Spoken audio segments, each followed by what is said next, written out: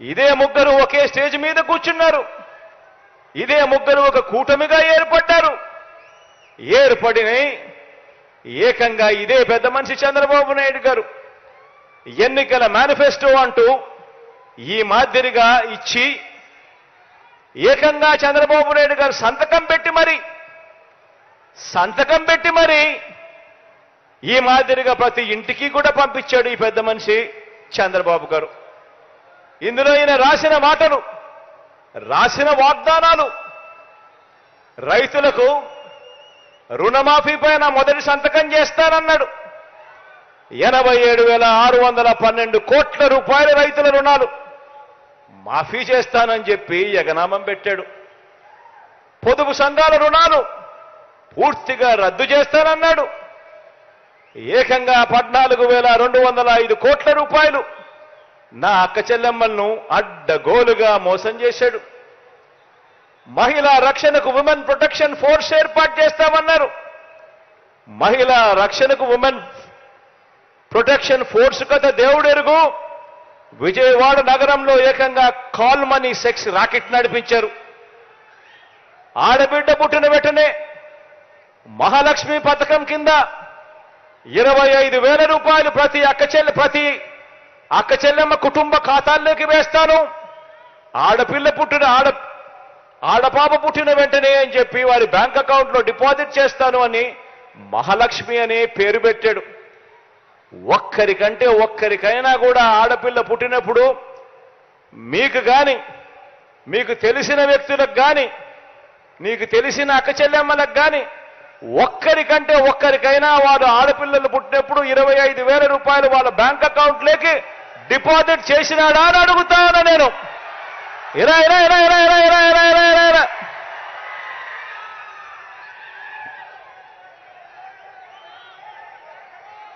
ఇంటికో ఉద్యోగం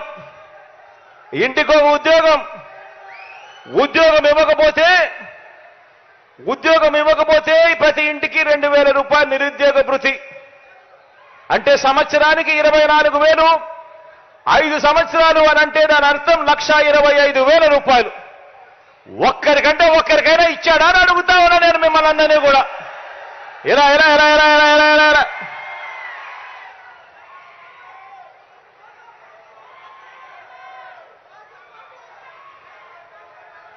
ఈ మాదిరిగా పాంఫ్లెట్లు చూపించాడు.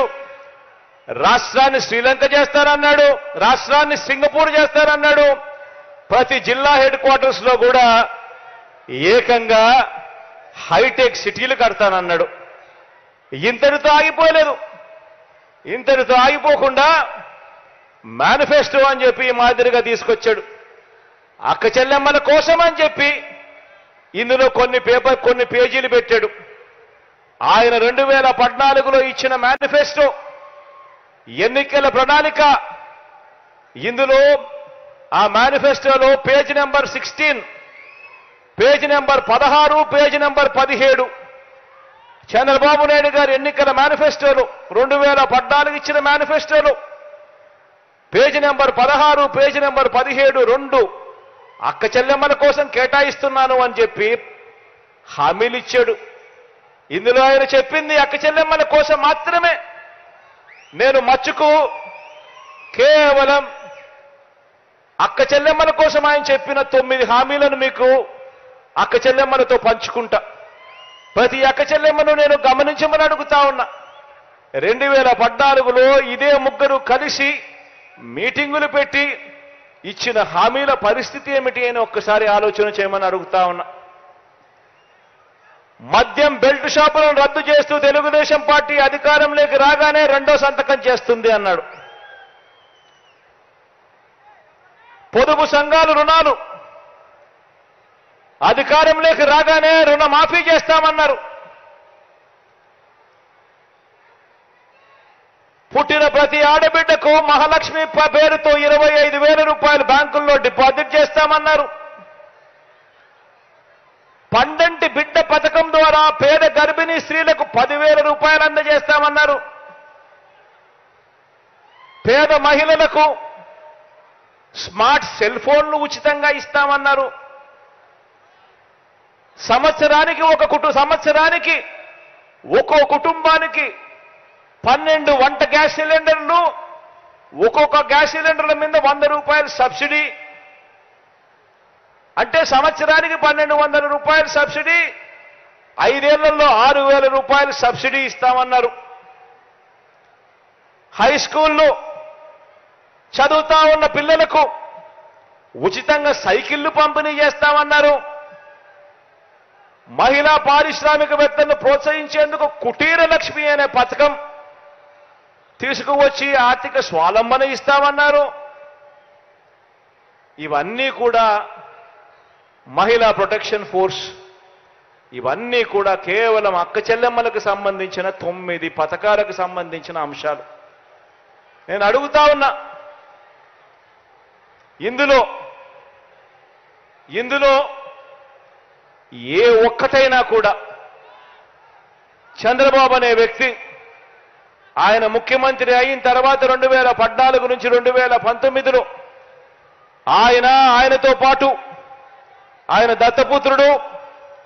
దత్తపుత్రుడితో పాటు ఈ బీజేపీ ఇదే మాదిరిగా ముగ్గురు కలిసి ఫోటోలు దిగి, ఇదే మాదిరిగా చంద్రబాబు నాయుడు గారు మేనిఫెస్టో రిలీజ్ చేసి ఆయన సంతకాలు పెట్టి ఇంటింటికి పంపించాడు. ఒక్కటంటే ఒక్కటైనా కూడా చేశాడా అని అడుగుతా ఉన్నాం మిమ్మల్ని అందరినీ. 2 చేతులు ఇలా పైకెత్తాల, ఇలా ఇలా ఇలా ఇలా ఇలా ఇలా ఇలా ఇలా ఇలా ఇలా ఇలా ఇలా ఇలా ఇలా.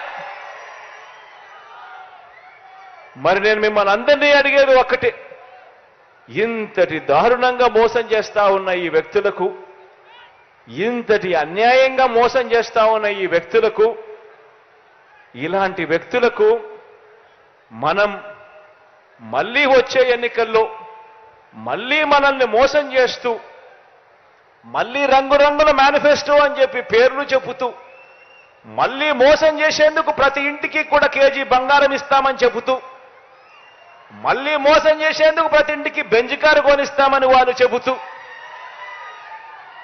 మళ్ళీ ఇలాంటి మోసాలన్నీ చేస్తూ, మళ్ళీ రంగురంగుల మేనిఫెస్టో వీళ్ళు ఇస్తే, ఇలాంటి మోసాలను నమ్మడం ధర్మమేనా, న్యాయమేనా అని అడుగుతా ఉన్నా. నేను ఆలోచన చేయమని అడుగుతా ఉన్నా.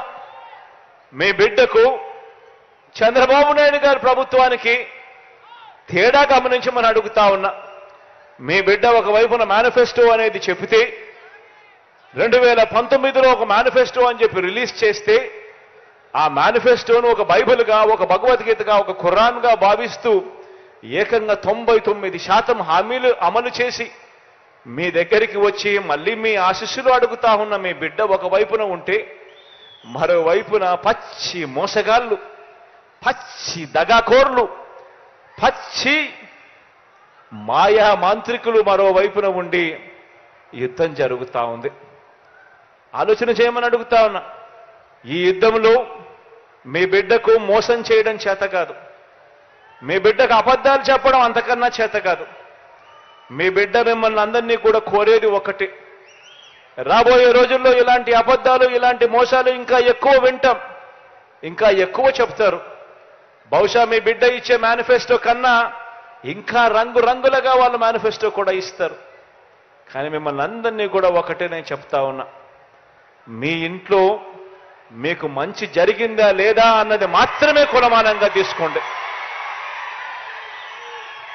మీ బిడ్డ ప్రభుత్వంలో మీ ఇంటికి మంచి జరిగి ఉంటే మాత్రం మీరే మీ బిడ్డకు సైనికుల్లా, స్టార్ క్యాంపెయినర్లుగా ముందుకు రండి అని చెప్పి మిమ్మల్ని అందరినీ కూడా పిలుపునిస్తా ఉన్నా. మోసం చేసిన వాళ్లకు, అబద్ధాలు చెప్పే వాళ్లకు గట్టి గుణపాఠం చెప్పే కార్యక్రమం ఒక్క నా అక్క చెల్లెమ్మల కుటుంబాలు మాత్రమే చేయగలుగుతాయి. ఓటు అనే ఒకే ఒక్క దివ్యాస్త్రంతో మాత్రమే చేయగలుగుతాము అని గట్టిగా చెప్పండి అని కూడా ఈ సందర్భంగా మిమ్మల్ని కోరుతా ఉన్నా. ఈరోజు మంచి జరగాలని మనసారా కూడా మీ ఆకాంక్షిస్తూ, కోరుకుంటూ, కాసేపటి కిందట రామిరెడ్డిన